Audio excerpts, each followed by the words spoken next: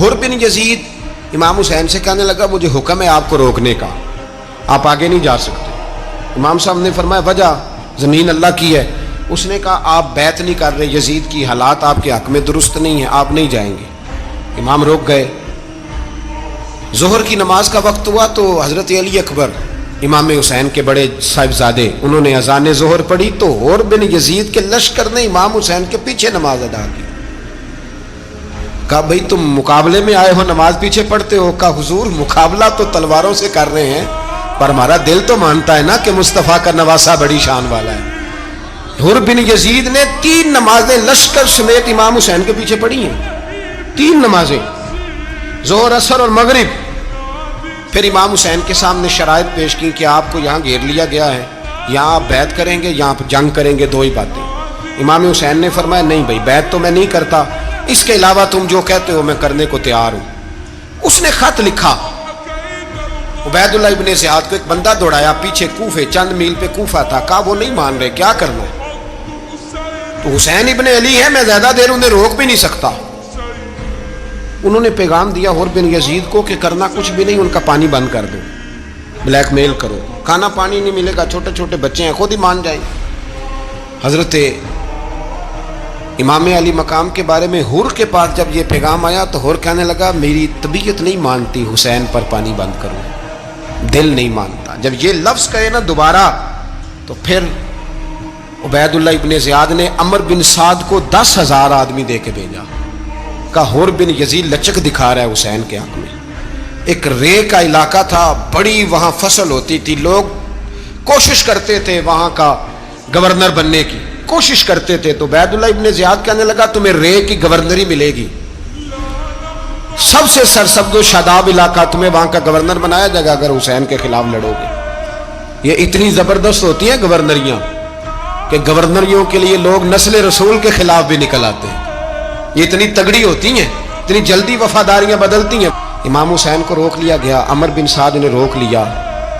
यकम मुहर्रम को इमाम आए, 7 मुहर्रम तक रोका गया, 7 मुहर्रम को पानी बंद कर दिया। जानवर पानी पीते थे, घोड़े पीते थे, कुत्ते पीते थे, लेकिन मुस्तफ़ा के घराने को पानी पीने की इजाज़त। 3 दिन तक पानी बंद रहा। 9 मुहर्रम को अमर बिन साद ने और लोग बुलाए। शिमर एक बड़ा सख्त आदमी था, संग दिल बदबख्त, जिसने हजरत अली असगर के गले पर तीर मारा था, वो और लश्कर लेके आया।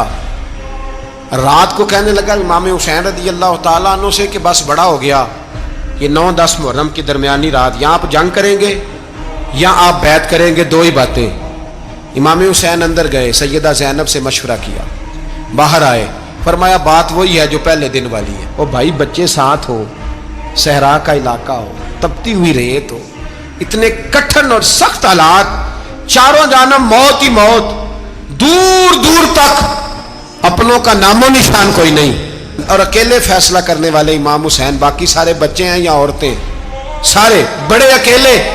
इमाम हुसैन रज़ी अल्लाह ताला अन्हु ने फरमाया भाई बैत तो मैं नहीं करता, बाकी जो तुम्हारा प्रोग्राम है। शिमर और इब्ने साद कहने लगे फिर जंग के लिए तैयार हो जाएं। क्या अंदाज है इमाम हुसैन का। फरमाने लगे कल जंग करूंगा, मुझे पता तो है जंग का नतीजा क्या निकलना है, एक रात मुझे दे दो ताकि मैं खुल के अपने रब की इबादत तो कर लूं।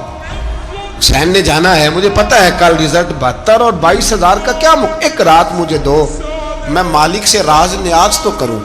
मैं गोया उससे पूछूं तो सही कि मालिक मेरे वालिद भी शहीद हैं, भाई भी शहीद हैं, नाना को भी दुखों में देखा है, तो अब मेरी बारी है, तो मालिक मैं हाजिर हूं, मुझे मौका तो दो, इसलिए कि मेरे नाना ने बदर में भी सारी रात इबादत की थी, सुबह मुझे मौका दो। और दुनिया का उसूल है जब कोई मौका मांगता है तो दिया जाता है। ये दोनों कहने लगे कोई मौका नहीं। हुर बिन यजीद पीछे से बोला, कहने लगा नहीं बदतमीजी ना करो, हुसैन को मौका दो, तुम्हें देना पड़ेगा। मौका दिया।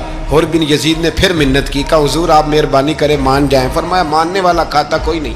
फरमाया मानने वाला खाता, बोलिए मानने वाला खाता, ये बड़ा मुश्किल काम है भाई।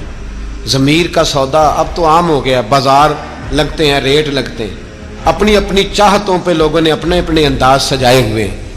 कोई आदमी बस अच्छे तरीके से नाम ले ले तो बस हम उसके पीछे चल जाते हैं। अब तो عام ہو گیا یہ معاملہ. امام حسین نے فرمایا ہو ہی نہیں سکتا, ممکن ہی نہیں ہے. ساری رات عبادت میں گزری, ریاضت میں گزری. تہجد کا وقت ہوا تو گھر والوں کو بلایا, فرمایا دیکھنا تمہاری سی کی آواز نہ باہر آئے, خبردار سی کی آواز نہ آئے. اور امام زین العابدین سے فرمایا تو بیمار ہے, تو جہاد نہیں کرے گا, لیکن خیال رکھنا پیچھے. اور بڑی قیمتی بات بتا رہا ہوں, ہماری بیویاں کسی کے گھر میت ہو جائے تو 4 دن بخار نہیں اترتا. امام علی مقام نے سیدہ زینب سے فرمایا تو بڑی ہے, میری بہن ہے, پیچھے سارے بچے ہیں, جوان ہیں, ان کے حوصلے تیری ذمہ داری ہے.